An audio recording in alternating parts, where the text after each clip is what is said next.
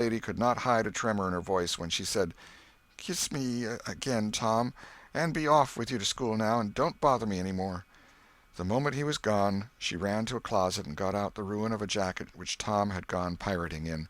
Then she stopped, with it in her hand, and said to herself, "No, I don't dare. Poor boy, I reckon he'd lied about it, but it's a blessed, blessed lie. There's such a comfort come from it. I know the Lord will forgive him, because it was such good-heartedness in him to tell it. But I don't want to find out it's a lie. I won't look." She put the jacket away and stood by, musing a minute.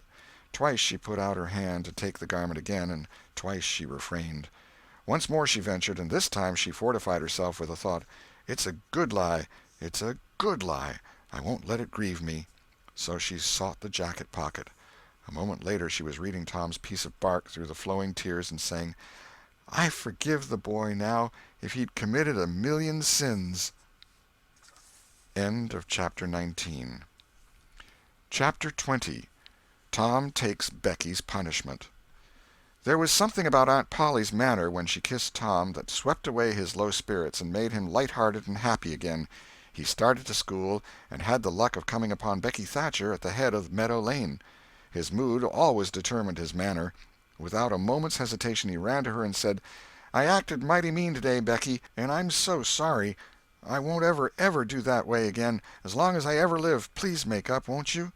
The girl stopped and looked at him scornfully in the face. "I'll thank you to keep yourself to yourself, Mr. Thomas Sawyer. I'll never speak to you again." She tossed her head and passed on. Tom was so stunned that he had not even presence of mind enough to say, "Who cares, Miss Smarty?" until the right time to say it had gone by. So he said nothing. But he was in a fine rage, nevertheless. He moped into the schoolyard wishing she were a boy, and imagining how he would trounce her if she were. He presently encountered her and delivered a stinging remark as he passed. She hurled one in return, and the angry breach was complete. It seemed to Becky, in her hot resentment, that she could hardly wait for school to take in, she was so impatient to see Tom flogged for the injured spelling-book. If she had had any lingering notion of exposing Alfred Temple, Tom's offensive fling had driven it entirely away. Poor girl, she did not know how fast she was nearing trouble herself. The master, Mr. Dobbins, had reached middle age with an unsatisfied ambition. The darling of his desires was to be a doctor, but poverty had decreed that he should be nothing higher than a village schoolmaster. Every day he took a mysterious book out of his desk and absorbed himself in it at times when no classes were reciting. He kept that book under lock and key. There was not an urchin in school but was perishing to have a glimpse of it, but the chance never came. Every boy and girl had a theory about the nature of that book, but no two theories were alike, and there was no way of getting at the facts in the case. Now, as Becky was passing by the desk, which stood near the door, she noticed that the key was in the lock. It was a precious moment. She glanced around, found herself alone, and the next instant she had the book in her hands. The title page, Professor Somebody's Anatomy, carried no information to her mind, so she began to turn the leaves. She came at once upon a handsomely engraved and colored frontispiece, a human figure, stark naked. At that moment a shadow fell on the page, and Tom Sawyer stepped in at the door and caught the glimpse of the picture. Becky snatched at the book to close it, and had the hard luck to tear the pictured plate half down the middle. She thrust the volumes into the desk, turned the key, and burst out crying with shame and vexation. "Tom Sawyer, you are just as mean as you can be, to sneak up on a person and look at what they're looking at. How could I know you was looking at anything? You ought to be ashamed of yourself, Tom Sawyer. You know you're going to tell on me, and what shall I do? What shall I do? I'll be whipped, and I never was whipped in school." Then she stamped her little foot and said, "Be so mean if you want to. I know something that's going to happen. You just wait and you'll see. Hateful, hateful, hateful!" And she flung out of the house with a new explosion of crying. Tom stood still, rather flustered by this onslaught. Presently he said to himself, "What a curious kind of a fool a girl is. Never been licked in school. Shucks, what's a licking? That's just like a girl. They're so thin-skinned and chicken-hearted.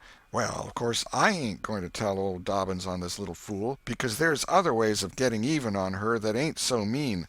But what of it? Old Dobbins will ask who it was tore his book. Nobody'll answer. Then he'll do just the way he always does, ask first one and then t'other, and when he comes to the right girl he'll know it, without any telling. Girls' faces always tell on them. They ain't got any backbone. She'll get licked, "Well, it's a kind of a tight place for Becky Thatcher, because there ain't any way out of it." Tom conned the thing a moment longer, and then added, "All right, though. She'd like to see me in such a fix. Let her sweat it out."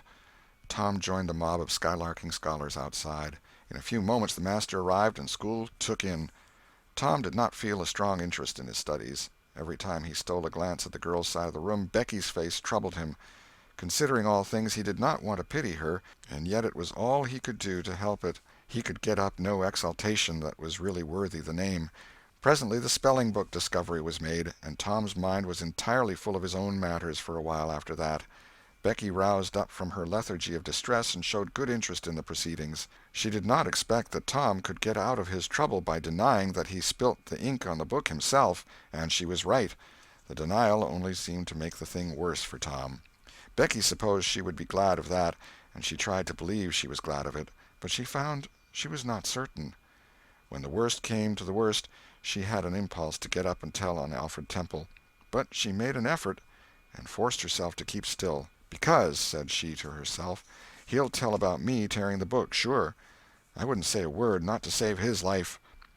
Tom took his whipping and went back to his seat, not at all broken-hearted, for he thought it was possible that he had unknowingly upset the ink on the spelling-book himself in some skylarking bout. He had denied it for form's sake, and because it was custom, and had stuck to the denial from principle. A whole hour drifted by. The master sat nodding in his throne. The air was drowsy with the hum of study. By and by Mr. Dobbins straightened himself up, yawned, and then unlocked his desk and reached for his book, but seemed undecided whether to take it out or leave it. Most of the pupils glanced up languidly, but there was two among them that watched his movements with intent eyes. Mr. Dobbins fingered his book absently for a while, then took it out and settled himself in his chair to read. Tom shot a glance at Becky. He had seen a hunted and helpless rabbit look as she did, with a gun leveled at its head. Instantly he forgot his quarrel with her. Quick, something must be done in a flash, too. But the very imminence of the emergency paralyzed his invention. Good, he had an inspiration. He would run and snatch the book, spring through the door, and fly. But his resolution shook for one little instant, and the chance was lost. The master opened the volume. If Tom only had the wasted opportunity back again. Too late. There was no help for Becky now, he said. The next moment the master faced the school.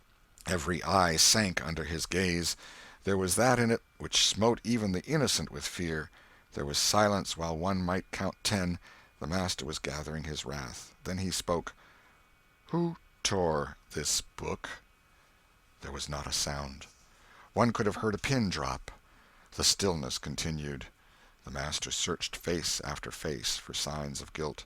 "Benjamin Rogers, did you tear this book?" A denial. Another pause. "Joseph Harper, did you?" Another denial.